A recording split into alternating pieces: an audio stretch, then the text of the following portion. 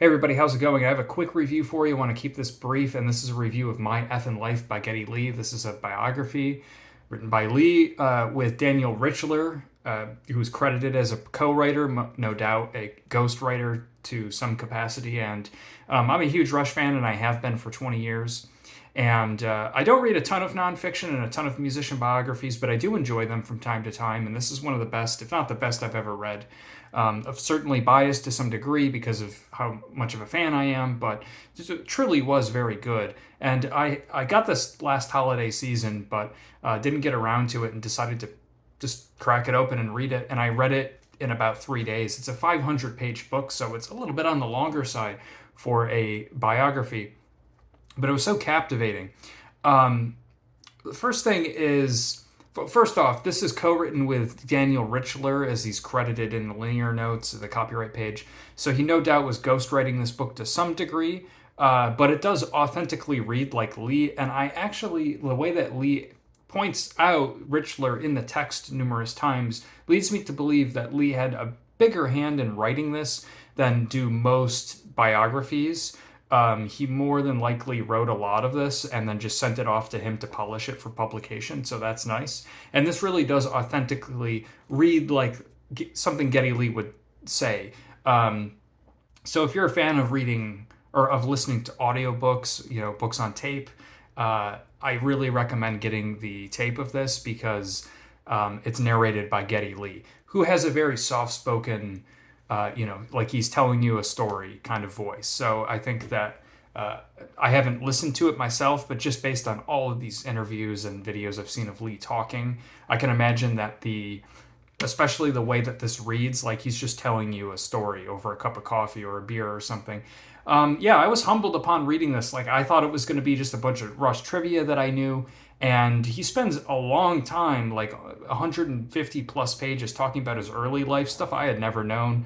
Growing up as a young, poor kid in Toronto, the death of his father at age 12, living with his mom, and then he spends a long 80-page chapter on his parents going through the Holocaust. And it was very, very dark stuff that you don't read often in a book like this, and it was done with so much tact, and it was very historically informative, and a lot of research was done into making sure it was very accurate. And yeah, it was really, really, really gripping to read, harrowing to read. Harrowing? I don't know. Anyways, yeah, that was really, I wasn't expecting that. He also spends a long time in the book in in the 70s, those tours, the album's basically up to Hemispheres, talking about the individual tours and a lot of their shenanigans on tour. So that was also really interesting too, because there's stuff that we never even, I've been on Rush fan sites for years, stuff we never would have known. Firsthand accounts in detail of those tours. It was so interesting. Stuff you'll just never have heard. Of course, some of this stuff I've known, but most of it was new to me. So that was really interesting. And what was most interesting, he does, after, let's say, Signals or so, 1982, he starts kind of speeding up a little bit of the process of talking about the tours and production, because I think probably by Moving Pictures we're 300 pages into this, and it's like I said, a 500-page book. But he really goes into the detail of the production process for all the albums, which I think, again, us Rush super fans know some of the insight to the production process, but not to the degree that this book shines a light on. Like we know, I think a lot of us Rush fans know, Rush started to get really big into keyboards and stuff in the 80s, and I think some of that was Lee responsible for that, which he is, and he talks about that. But he also talks about kind of the difficulty of leaving Terry Brown as a producer and trying to find a new producer who fit their sound, and they struggled with that for a bit. And I could go deep into it, but I don't want to, because you can just read this. I don't want to ruin it for you. But it does gain some deep insight, and I've gone back and listened to some of their albums, and though they're very proud of all their work, and I like all Rush albums, I don't love every Rush album, but I like at least a couple songs on every one a lot. It does kind of change my perspective on things to a degree. So yeah, this is a really, really, really good biography, and it has tons of photos that I've never seen before. I've seen some of them. Like this is a rotation that Neil Peart wrote.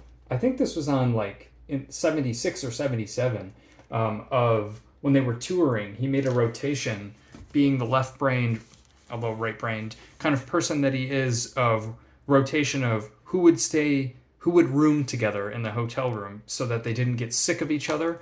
Just kind of funny things like that. And of course, there's some great color photos in here as well of some things like that. So just a really, really good read.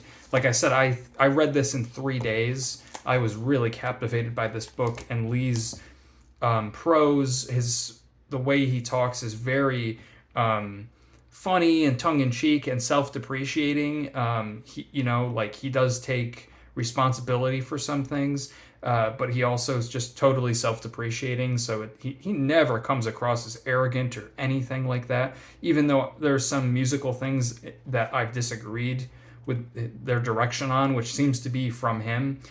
He does kind of take it. He doesn't shy away. He's proud of the work that he's done, but he does kind of mention some of his shortcomings as a musician over the years and how they were just kind of learning on the job. So yeah, it's great. You have to read it. I mean, it's a must read. I would give it 5 stars, honestly.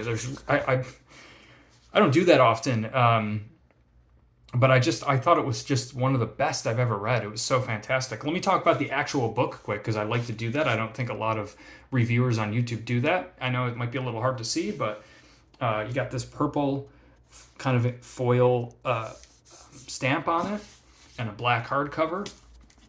And here's what the text looks like. It's like I showed you pictures already, and then the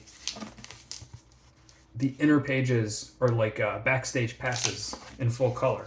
Really cool. And it's a heavy book. The paper is a little thicker than you would get on a standard hardcover, and I think that's because there were a lot of photos printed on here and they wanted it to hold up. And then, of course, the full color photos are on photo paper. So this is glossy paper. It's a pretty decent hardcover. You can probably hear when I'm opening it that it's creaking a little bit. Kind of hard to demonstrate, but it does creak when you open, and that's because it's glued, which is never good. I never want to see that, but that's the way it is these days. The glue job's bad, as is the case on almost every book I buy that's glued. I probably can't even show it off well on my camera, so I apologize, but if you can see that, which I can't get that to focus the way I want, it's a big glob of glue, it's not glued well, it's gonna fall apart eventually. But if I'm being honest, compared to most hardcover books I buy now that are glued, it's pretty good. I just wanted to point that out. I hope I don't sound nitpicky. It's fine.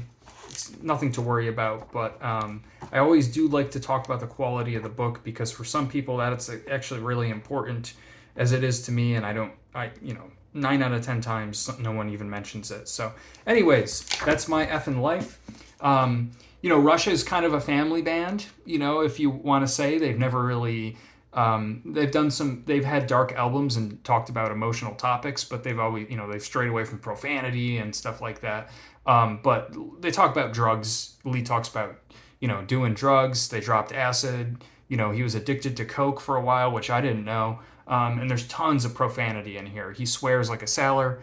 And, he talks about the Holocaust in very frank terms.